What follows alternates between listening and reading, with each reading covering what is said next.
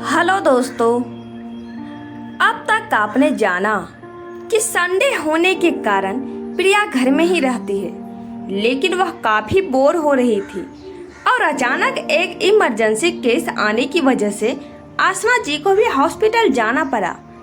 और इधर बैठकर प्रिया माला के बारे में कुछ सोच रही थी कि वो कौन है और यहाँ क्यों है, पर उसे कुछ समझ नहीं आया तो वह चुपचाप अपने कमरे में चली गई और वहाँ वह कुछ कर रही थी। लेकिन तभी अब कहानी में आगे सर्वनाश पार्ट 19।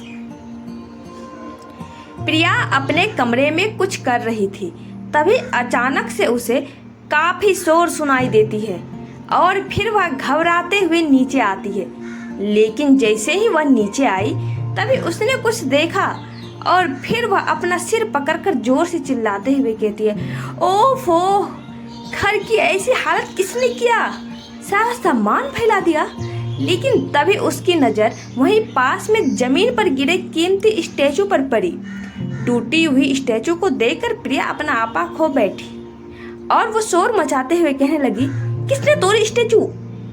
तभी प्रिया की नज़र वहाँ खड़ी माला पर जाती है और वह माला पे चिल्लाते हुए उसे डांटने लगी, माला, तुम पागल हो गई हो, ये क्या क्या तुमने, मम्मा की फेवरेट स्टैचू थी और इसे तुमने तोड़ दिया, आखिर क्यों।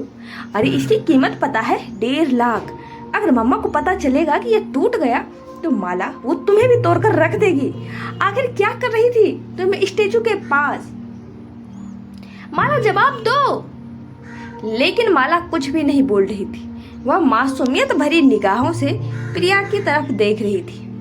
प्रिया इन सब से काफी परेशान हो गई थी और फिर वो हाँफते हुए कहती है, ओफो, इस माला ने तो मेरा दिमाग खराब करके रखा है। पता नहीं मम्मा को क्या जरूरत है इस पागल को अपने घर में रखने की।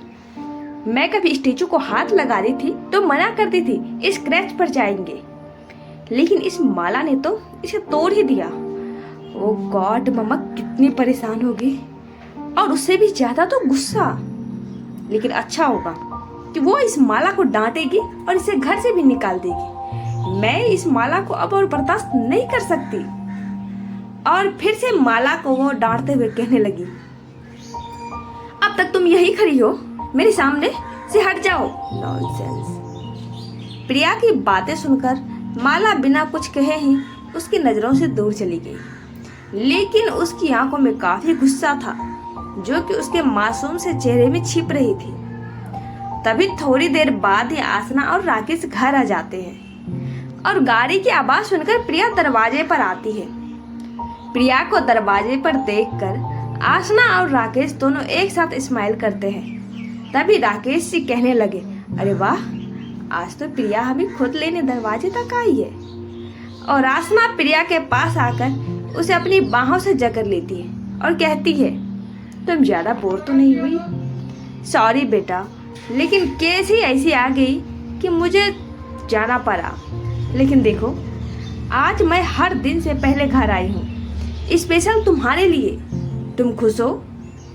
प्रिया सिर्फ हाँ में सिर हिलाती है, लेकिन उसके चेहरे पर उदासी साफ साफ दिखाई दे रही थी।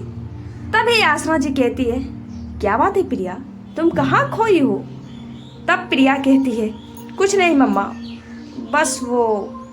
और फिर तीनों अंदर आ जाते हैं। घर का हाल देखते ही आसना और राकेश दंग रह जाते हैं और दोनों बड़ी ही हैरानी से प्रिया की तरफ देखने लगी।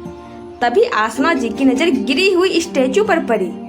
टूटी हुई स्टैचू देखकर तो जैसे आसना जी तिल मिला उठी। और वह तो टूटी हुई स्टैचू देखकर क्या एक्शन लेंगी आसना जी। तो दोस्तों, आगे की कहानी जानने के लिए बने रहे नेक्स्ट पार्ट में हमारे साथ।